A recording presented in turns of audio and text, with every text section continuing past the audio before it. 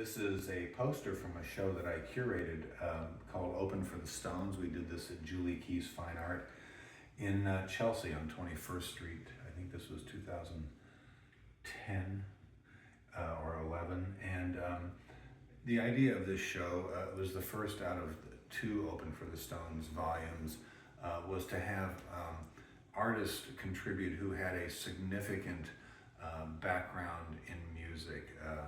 I'm not talking about like Hand Painted Ties by Jerry Garcia or doodlings even by like Tony Bennett or Miles Davis, all people that I respect, but people who actually maybe stopped doing music to pursue visual arts, or people who did visual arts about musical themes.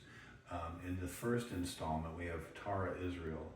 She was Hank Williams III's photographer, so she showed very large black and white portraits of Hank Williams III. Bob Newworth, a really good painter who was from Akron, Ohio originally, went to Boston, then down to New York, and then to LA.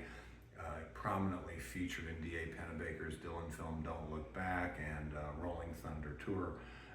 But he, through all of his musical endeavors, was really at heart a painter and created a lot of work that's actually still for sale out in Los Angeles. I own one. The other person here is Pat Place. She is from Chicago originally, and she is the guitarist for the Bush Tetras. She was also in the Contortions, these no-wave bands from New York. She's a great photographer and has always been a visual artist. She's always done both simultaneously. She's an old friend. Chris Snow, the late great Chris Snow.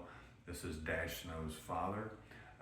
Chris was a musician and a visual artist. The last things that he was working on, which we showed as part of this show, were these boxes, sort of almost tributes to Joseph Cornell's boxes, different themes. Chris lived in Sag Harbor. That's where I met him. And then last is me, Kevin Teare. More about that later.